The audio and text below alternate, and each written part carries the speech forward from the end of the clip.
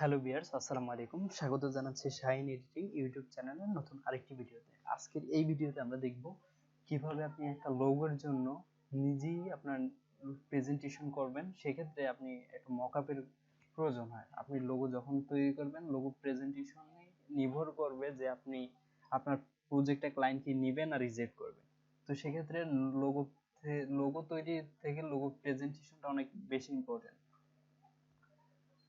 তো আমরা আজকের এই ভিডিওতে দেখব কিভাবে আপনি একটা প্রেজেন্টেশন তৈরি করতে পারবেন এবং যে কোনো বিষয়ের উপরে। যেমন অ্যাপেলের এই লোগোটা দেখেন, আমি কারের এখানে প্লেস করছি, এখানে প্লেস করছি। তারপর ভিডিওটা আমি মনে করি আপনাদের জন্য বেশ হেল্পফুল হবে। তারপর এই টি শার্টে প্লেস করছি, আপনি যেখানে ইচ্ছা আপনি সেখানে প্লেস করতে পারেন। তারপর এই লোগোটা আমি বক্সের উপর প্লেস করছি। তো আজকে আমরা দেখব কিভাবে এগুলা খুব সহজেই করতে পারি। 2 মিনিটের কাজ, এটা আপনি ইজিলি করতে পারবেন। তো চলুন কথা না বাড়িয়ে শুরু। তো আমি যেই ইমেজটা নিয়ে কাজ করব, আমি এই বক্সটা নিয়ে আজকে কাজ করব। আর একটা লোগো নিতে হবে, সেটা অবশ্যই পিএনজি ফরম্যাট হতে হবে। লোগোটাকে পিএনজি ফরম্যাট নিয়ে আসলাম। তো এখন এই বক্সটা নেওয়ার পরে বক্সটাকে আমাকে যেটা করতে হবে, বক্সটা এখানে রেখে, তো আমি এখান থেকে ফিল্টার থেকে ভ্যানিশিং পয়েন্ট অথবা কন্ট্রোল অল্টার ভি দিলেও কিন্তু চলে আসবে। তো এখানে ভ্যানিশিং পয়েন্টে যাওয়ার পরে এখানে ভ্যানিশিং পয়েন্টে এখানে বেশ কিছু টুলস আছে। টুলসগুলো প্রথম যখন এইটা হলো ক্রিয়েট প্যানেল, এখানে যেখানে এখন টুলটা আছে, এইটা আপনি যখন প্যানেলটা তৈরি করবেন তখন কিন্তু বাকি টুলগুলো অ্যাক্টিভ হবে। তো তার থেকে বেশি ইম্পর্টেন্ট হচ্ছে আপনি আপনার অবজেক্টটা নিয়ে কাজ করবেন। যেমন এইটা একটা অবজেক্ট, এই অবজেক্টটার যেই অ্যাঙ্গেল আছে, অ্যাঙ্গেলটাকে আপনার বুঝতে হবে যে কিভাবে আপনার প্যানেলটা তৈরি করতে হবে। তার আগে বলে রাখি, প্যানেলটা তিনটা সিগন্যাল নিয়ে কাজ করে। একটা হচ্ছে রেড সিগন্যাল, একটা ইয়েলো সিগন্যাল, একটা হচ্ছে গ্রিন সিগন্যাল।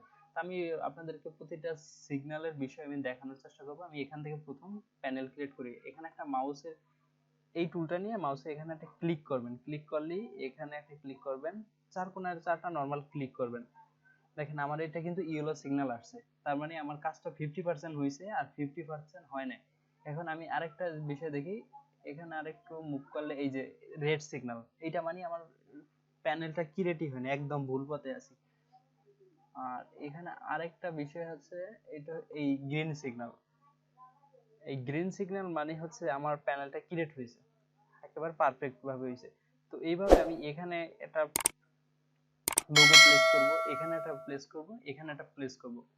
আমাদের বিভিন্ন বক্সের ক্ষেত্রে যখন বড় বড় বিভিন্ন জিনিস ডেলিভারি করে, তখন বক্সের উপরে আপনার এরকম প্লেসমেন্ট গুলো আশা করি দেখে থাকবেন।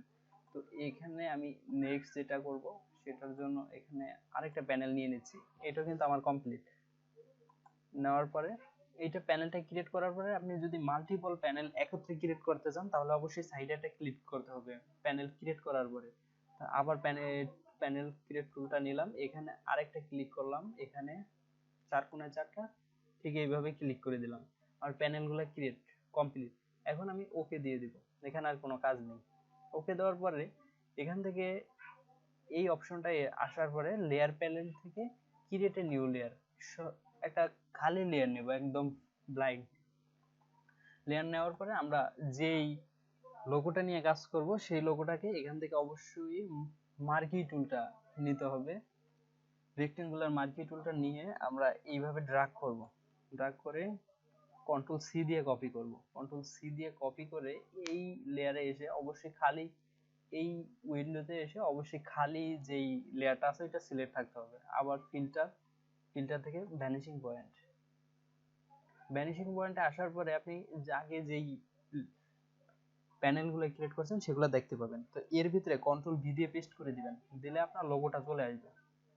এখন আপনি যদি এই লোগোটা এই প্যানেলের ভিতরে নিয়ে ছেড়ে দেন, তাহলে কিন্তু এটা প্লেসমেন্ট হবে। তো আমরা নিজেরাই কাজটা দেখেন, এখানে যদি অটো প্লেস করি তাহলে কিন্তু আমার লোগোটা কেটে যাচ্ছে। তো এইভাবে প্লেস করা যাবে না। এখানে আমরা নিয়ে এসে একটা কর্নারকে দেখব, এই যে কর্নারটা এইভাবে রেখে দেব, বা বাইরে রাখা অবস্থায় কর্নারগুলো দেখে কিবোর্ড থেকে টি প্রেস করব, টি ফর ট্রান্সফর্ম। এবার শিফট অল্টা প্রেস করে আমরা এটাকে একটু ছোট বড় করে নেব প্রজেকশন মতো বসানোর জন্য। আমার লোগোটা এখানে বসে গেল। এবার অল্টা প্রেস করে আরেকটা কপি নিলাম, কপি নিয়ে এইটাকে আমি একটু বড় করে দিতে পারি, বড় করে দিলাম। আবার অল্টা প্রেস করে আবার নিয়ে আসবো, অল্টা ধরে ড্র্যাগ করে নিয়ে আসার পরে এখানে শিফট অল্টা প্রেস করে আবার এইটাকে প্লেস করে বসাতে হবে। এখানে যত সুন্দরভাবে আপনি বসাতে পারবেন, প্যানেলটা যত সুন্দরভাবে ক্রিয়েট করতে পারবেন, আপনার আউটপুটটা তত ভালো আসবে। তো যদি একটু সুন্দর ভাবে করতে চান, অবশ্যই একটা সময় সাপেক্ষ বিষয়। তো আমি যেহেতু টিউটোরিয়াল বানাচ্ছি, তো আপনাদের এত আমি সিস্টেমটা দেখিয়ে দিচ্ছি শুধুমাত্র। তো এইভাবে করার পরে ওকে দিয়ে দিবেন। ওকে দেওয়ার পরে আপনি এমন একটা ভিউ দেখতে পাবেন।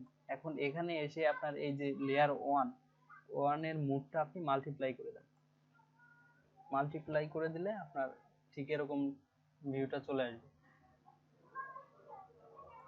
চাইলে আপনি অপাসিটিটা একটু কমিয়ে দিতে পারেন, অপাসিটিটা অনেকটা